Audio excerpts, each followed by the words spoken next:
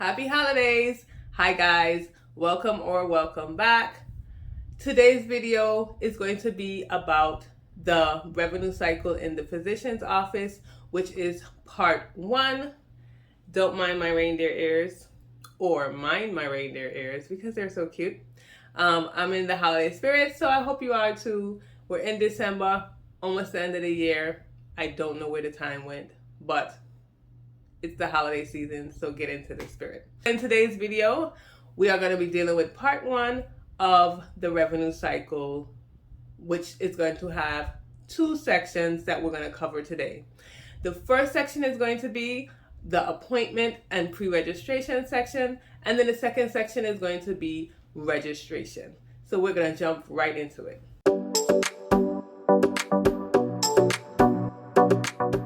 My name is Tamika, and I'm a certified professional biller and a AAPC approved instructor.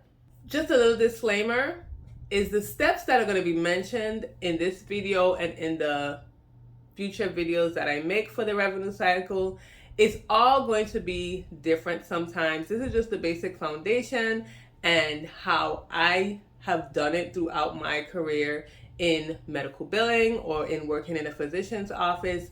But depending on the specialty of the doctor, depending on the policies and procedures of the practice, things may go different. Now, I'm going to be looking down at my notes because there are a few things that I want to make sure that I don't miss. So that's if you see me looking down, that is what I'm doing.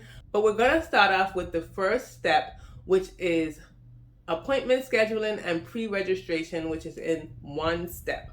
So when it comes to appointment scheduling, it can be initiated by the patient, by the guardian, by another physician or healthcare provider. So basically anyone can initiate an appointment. When you call into the doctor's office or the healthcare provider's office, you are trying to find out what their availability is, when you can come in, if they deal with the services that you need, all of those things. Now, you can call in, like I said, or you can probably do it online as well. There are a lot of physician offices that now deal online, so you don't even speak to somebody when you're making an appointment. I have said this several times in my video. I am old school and I like calling in, speaking to someone. But nowadays, a lot of people just like to do the things online, get that done, and they don't even really have to speak to anyone. So you can make your appointment by calling in or by maybe doing it online as well. Now, you ask the preliminary questions when people are making appointments. This is usually the job of the front desk. The front desk or the front end is where this usually takes place. If you're not making your appointment online, you're usually calling in and you're speaking to someone at the front desk. Now, they ask certain questions like, what's the reason for the visit? If you have seen the provider before, meaning are you a new patient or are you an established patient? Is this an accident? If it is it a work accident? There are just a lot of different questions that you ask before you actually start to make the appointment. This is because when you're in a doctor's office and you're trying to make an appointment for a patient, sometimes you have certain slots for that patient. If it's a new patient, you have a specific slot. If it's a patient that is having a procedure, you might have another slot and different times so that we can make sure that we get to the patients on a timely fashion or in a timely manner that will not be too long. So we don't just up and start saying, well, I have an appointment for 1, 2, 5, 6, or what time do you want the appointment? We have to make sure that it is scheduled well. You may also be in a practice that have several doctors. So if it's more than one doctor, you might need to ask, which doctor do you want to see, depending on the reason behind why they are coming to the office. Other things that you want to look at before you even start to make an appointment is if a patient has an outstanding balance or if there are any notes on the patient's chart. Balances are very important because we try not to make sure that the patient has a balance. We try to make sure that they pay off their balances, especially if it's their responsibility and not the responsibility of the insurance company. But there are some times when a patient may still have an outstanding balance.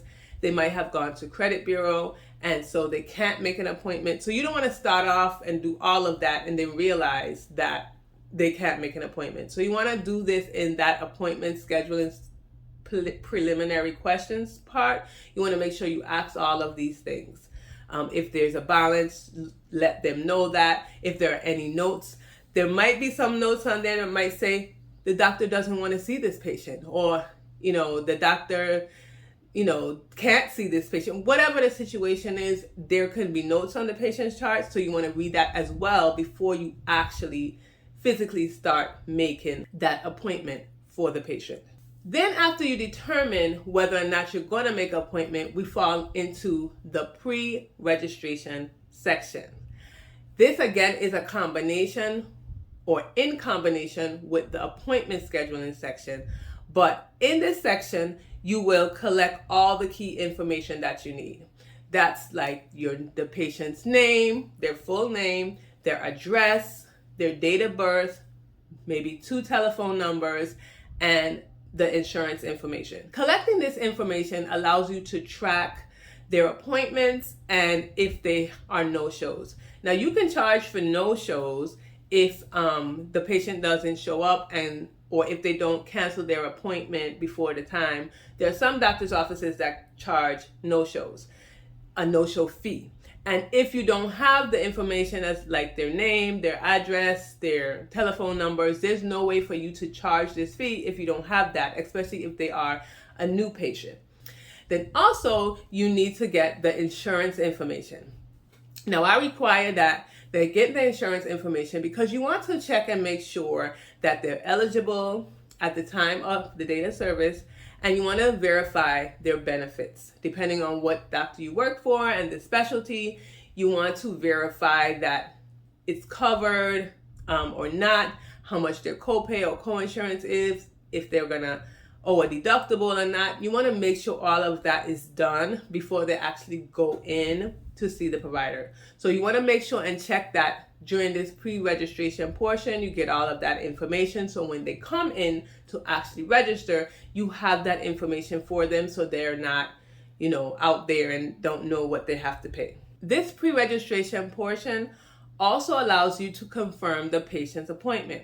I know there are a lot of places that do not confirm appointments, which I don't agree with at all, because when you don't confirm appointments, you get a lot of no-shows and you get a lot of cancellations and you get a lot of rescheduling, because patients tend to forget that they have appointments, especially if they made this appointment 2 weeks ago, a month ago, and now they have this appointment and you never called them to confirm.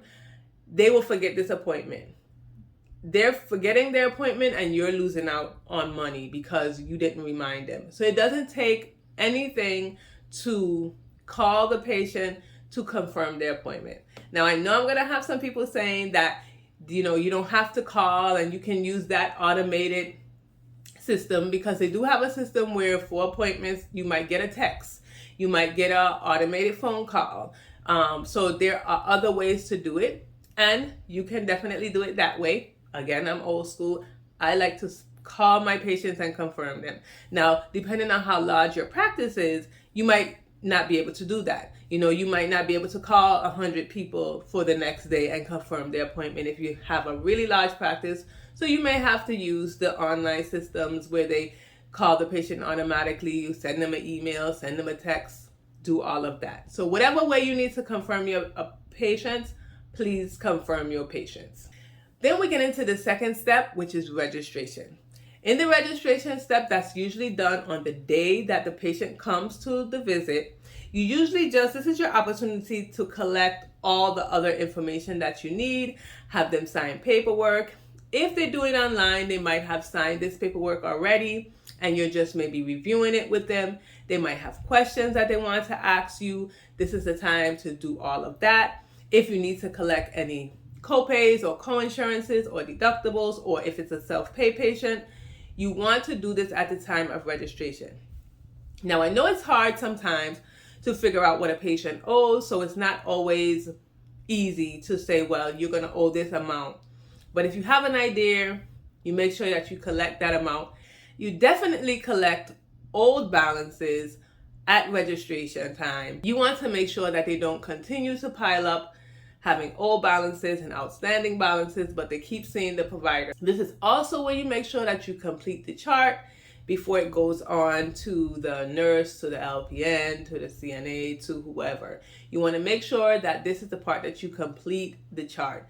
Make sure it has all the forms it needs. Make sure it has all the insurance information, all the copies, and this is also where you make copies of the insurance cards, of the ID cards, if you have not already collected them, let's say online or something like that. If you didn't do it online, then this is when you would actually collect all this information. You want to make sure that the chart is complete by the time it gets to the back where they're doing the triaging and they're actually seeing the patient. One thing I wanted to note is that the front desk is the first point of contact for the patient. Now, you can have the best physician, the best healthcare provider who knows their stuff, does a good job, very thorough, but if they don't make it past the front desk, they will never see your doctor. So you need to make sure whoever you hire, or if you are that person who's being hired, that you make sure you have a good personality, that you're able to communicate very well with the patients, that you make them feel like they are important, because they are important. You want to make sure that they know and they can understand what's going on. And if they have any questions, they are not afraid to ask you about those questions. When you're answering the phones to make the appointments, or if they have called in for something, just always make sure that you're pleasant and friendly, because you are the point of contact. It is very, very important to have a good front desk, because the front desk leads then to the back where the patient could actually deal with the provider. Now we're going to go over some jobs you can get in the different steps that I have listed out, which is the appointment scheduling, pre-registration, and registration. So one of the jobs you can have is a check-in or a check-out person. Sometimes that person is in combination, where they do both check-in and check-out, depending on how big or small the provider's office is. But you can have one or another, or you can have more than one check-in person if you have a lot of patients, or more than one check-out person. You can also have an appointment scheduler. You can have a registration person, and you can have a person who does verification and benefits. Again, all of this could be one person, or this could be several different people. It all depends on the size of the practice. Most of the time, hospitals have a lot of different people, whereas a small physician's office may have just one person doing everything: appointment scheduling, verifications, check-in, check-out, everything. So depending on what you want to do, we're talking about the physician's office, so you can probably apply for a check-in position or a check-out position. Again, we also have a lot of times where providers have several different providers in their one practice. So they might just need one person to do the verifications for everybody, and that might be a lot of patients. So I hope that was helpful when it comes to trying to get a job. It can help you get your foot in the door. These types of positions are easier to get into than when it comes to the back end, which includes like dealing with the patients, medical billing, medical coding. These positions are easier positions to get into. And I would say if you're trying to get your foot in the door in the physician's office and you don't have any experience or qualifications, you would actually go into their office this way. Apply for jobs as a check-in or check-out person, and that will help you to get your foot in the door. We're going to get into part 2 of the revenue cycle series in our next video. So make sure you hit that notification bell, subscribe to the channel so you don't miss out on all the information about the revenue cycle. I'll see you in the next video.